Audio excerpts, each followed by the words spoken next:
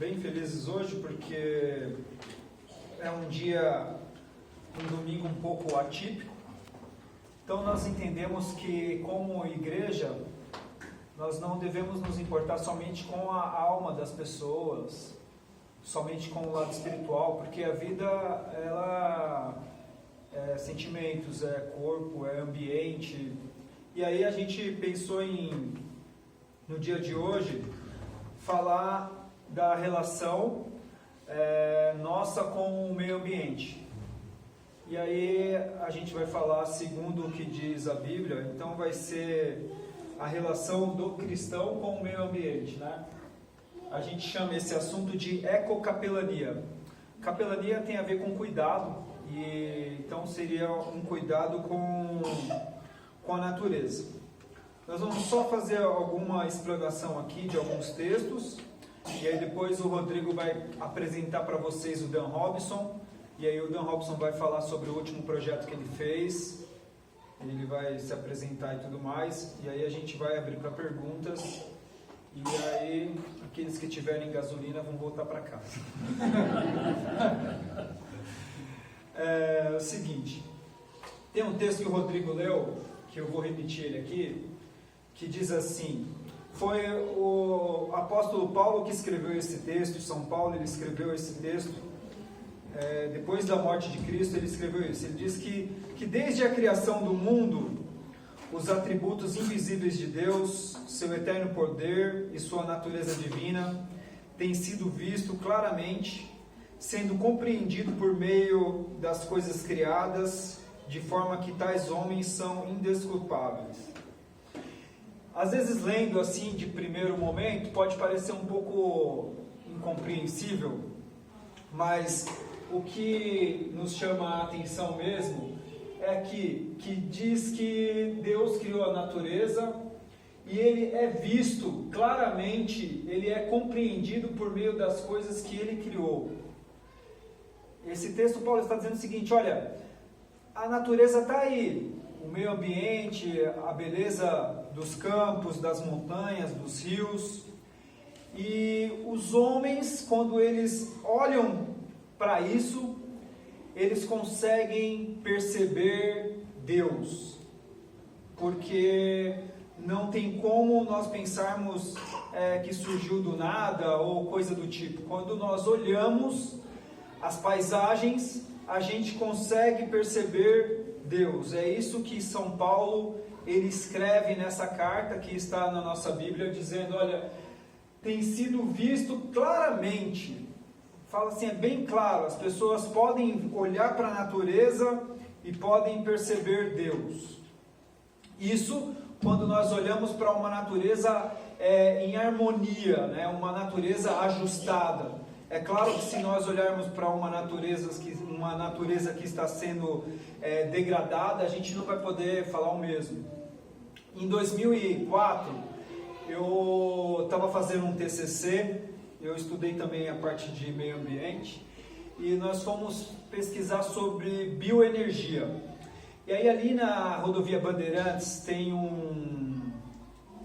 entre a Bandeirantes e o Rodoanel, assim, tem um aterro sanitário lá, que é ali no bairro dos Perus. E aí eu estava lá naquele aterro sanitário e dá para você entender uma coisa: quando você vê aquele monte de lixo, ou até mesmo aquele lixo que está soterrado, você olha para aquilo, mas não é algo que te remete a Deus, porque é uma natureza totalmente destruída. Não tem como você olhar para um lixão e falar: glória a Deus, que lugar bonito.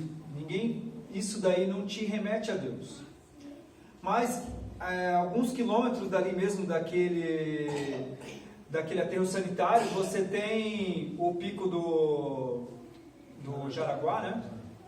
E aí, quando você vê ali no pico do Jaraguá toda aquela natureza, já é uma sensação diferente quando você olha aquilo. Aquilo dali já te faz você pensar em Deus. Então, um dos motivos, eu vou falar sobre 3 motivos pelo qual o cristão deve se preocupar com o cuidado do meio ambiente. E o primeiro motivo é esse: a natureza aponta para Deus. quando nós vemos uma natureza bem ajustada, ela nos faz lembrar do Criador. É a mesma coisa de, por exemplo, se você vê a pintura de Mona Lisa e você vai lembrar que quem pintou foi o Leonardo da Vinci. Então, quando nós nos deparamos com o meio ambiente, com uma natureza ajustada, preservada, cuidada, nós podemos, ao contemplá-la, perceber que Deus é o autor de tudo aquilo. Tem um teólogo chamado Calvino, ele diz que a natureza, ela é palco da glória de Deus. Ele está dizendo o seguinte, que o meio ambiente, as paisagens, toda a natureza é um palco onde Deus sobe lá e mostra toda a sua glória. É isso que Calvino diz. Ele diz que é como se Deus se vestisse da natureza. E isso faz coro com o que Paulo está dizendo aqui para nós, que tem sido visto claramente, Deus tem sido visto claramente através da natureza. Tem um texto também de John Stott sobre isso daí, que ele diz assim: a criação é uma manifestação visível do Deus invisível, uma manifestação compreensível do Deus que de outra forma permaneceria eternamente desconhecido. Ele diz que se não houvesse esse relacionamento do meio ambiente com a natureza, Deus iria ser até mesmo desconhecido para as pessoas. Mas como existe isso, Deus é percebido. Ele diz, assim como o artista se revela naquilo que ele desenha, pinta ou esculpe, assim o divino artista se revelou através da criação.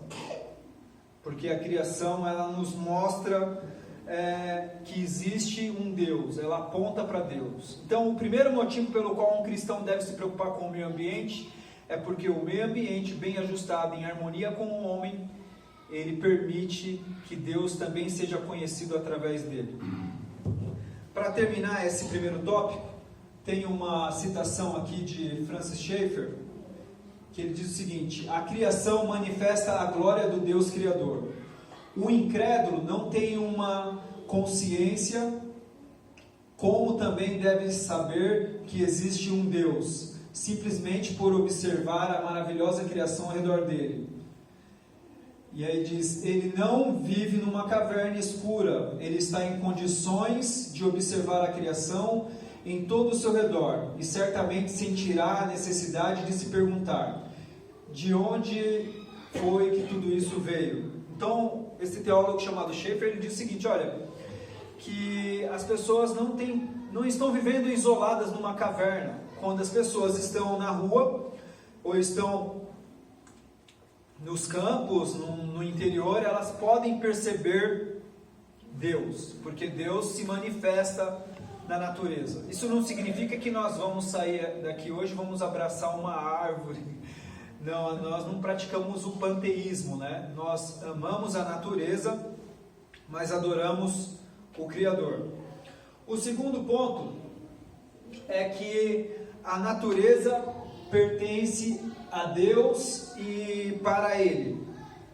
É um texto que também foi São Paulo que escreveu. Ele disse o seguinte: porque nele foram criadas todas as coisas que há nos céus e na terra, visíveis e invisíveis. Tudo foi criado para Ele, tudo foi criado por Ele e para Ele.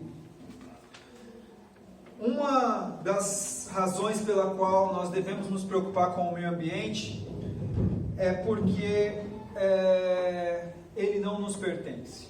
Nós usufruímos dele, mas ele pertence a Deus. Nós apenas podemos usufruir, mas não é nosso. Não é nosso por herança, não é nosso por direito. O meio ambiente pertence a Deus. Eu sei que chegou na sua casa a última conta de luz, a última conta de energia, a última conta de água, mas se você parar para pensar um pouco, não chegou na sua casa a conta do ar que você respira, porque pertence a Deus. Não chegou na sua casa a conta da chuva, se bem que não está chovendo mesmo. Mas não chegou na sua casa, por exemplo, a conta da fotossíntese que as árvores estão realizando a todo tempo. Não chega na nossa casa a conta da energia do sol. E todas essas coisas Deus está nos dando porque Ele é o mantenedor da criação. Então, quando nós dizemos que a natureza pertence a Deus, nós podemos ter em mente duas coisas. Que pertence a Deus, em primeiro lugar, por conta do direito de criação. Ele criou, então pertence a Ele. Em segundo lugar, pertence a Deus por direito de preservação. Deus é o grande mantenedor do meio ambiente.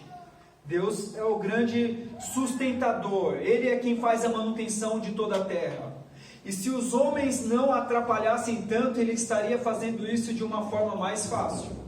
Mas os homens estão constantemente poluindo, explorando além dos limites, desperdiçando. Então, nós é que temos atrapalhado o trabalhar de Deus em fazer com que a terra permaneça ajustada.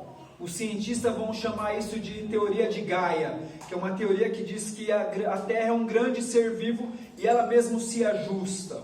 Mas é isso, o texto diz que Deus, Ele é o grande preservador do meio ambiente. E então, se Ele é o grande preservador, quando nós nos preocupamos com as questões ambientais, em outras palavras, nós estamos trabalhando com Deus na missão que Ele tem de fazer com que isso tudo permaneça em harmonia com o homem. Todas as vezes que nós pensamos nessa causa, como nós vamos ouvir o Dan Robson falar aqui hoje, quando ele se preocupa com isso, mesmo indiretamente, sem perceber, ele está colaborando com Deus para que o mundo permaneça ajustado, para que a natureza permaneça ajustada. Tem um poema que eu vou mostrar aqui para vocês, que é do Paulo Leminski. Paulo Leminski já morreu, ele é um poeta, considerado um poeta marginal, que fala de todas as coisas da vida. Assim. O poema chama Voláteis. Ele diz assim: anos andando no mato, nunca vi um passarinho morto como vi um passarinho nato. Onde acabam esses voos? Dissolvem-se no ar, na brisa, no ato? São solúveis em águas ou em vinho? Quem sabe, uma doença dos olhos, ou serão eternos os passarinhos? Paulo Leminski, eu entendo aqui nesse poema que em algum momento ele percebeu que quando ele anda no mato, ele não vê passarinho morto. E eu fiquei pensando nisso. Eu já andei algumas vezes no mato, gosto muito de trilha, essas coisas. Eu não lembro de ter visto um passarinho morto no mato. Não sei se alguém aqui já viu. É claro que existem, eles estão lá, eles morrem lá. Mas Paulo Leminski, ele começa a questionar isso. Ele fala: olha, como pode isso? Eu nunca vi um passarinho morto no mato. E aí no final ele fala: quem sabe isso seja uma doença dos meus olhos, por isso que eu nunca vi? Ou então são eternos os passarinhos? Mas a verdade é que tem um texto dos evangelhos que diz que o próprio Jesus Cristo, ele diz assim, que o seu Pai alimenta as aves dos céus. E o seu Pai, o nosso Deus, o Eterno, ele veste os lírios dos campos. Então, são textos que nos faz entender que Deus está a todo tempo sustentando o meio ambiente. E se os homens não atrapalhassem tanto, isso seria mais fácil. Uma pergunta que nós podemos fazer é o seguinte: lá em Gênesis, no princípio, quando Deus criou o mundo e todas as belezas naturais, diz o texto que ele olha para o mundo e ele vê que é bom. E a pergunta que nós tínhamos que fazer é: e hoje, milhares de anos depois, será que quando Deus olha para o mundo, ele ainda vê que é bom? Vinícius de Moraes diz que o problema do mundo é que ele é mal frequentado. Os homens é quem tem destruído as belezas que o Criador fez.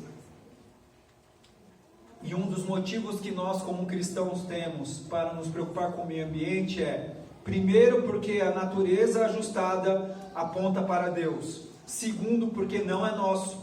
Nós estamos aqui usufruindo, tudo pertence a Deus. Então, quando nós agredimos a natureza, nós estamos agredindo algo que pertence a Deus e algo que existe para Ele. O Salmo 104, que é um poema também hebraico, diz que a natureza, quando Jesus olha para ela, quando Deus olha para ela, Ele se alegra. Agora, quando Ele olha para ela toda prejudicada, com certeza Ele não se alegra. Por último, a última questão pela qual nós devemos estar nos preocupados com o meio ambiente é que nós sabemos que o grande mandamento, e tudo se resume nisso, é que nós devemos amar ao próximo. Agora, é interessante nós pensarmos o seguinte: o amor ao próximo, ele reflete em amar o meio ambiente. O grande mandamento é este: amem-se uns aos outros como eu os amei, Jesus Cristo disse. Mas não tem como você amar ao próximo se você polui a água que o próximo usa. O amor ao próximo, ele reflete em um amor com o ambiente aonde o próximo está inserido. Ora, como eu vou desperdiçar uma água que pode faltar para o meu próximo? Então, se eu amo o próximo, esse amor meu ao próximo, ele tem que refletir nas coisas que existem no mundo, aonde o meu próximo está inserido.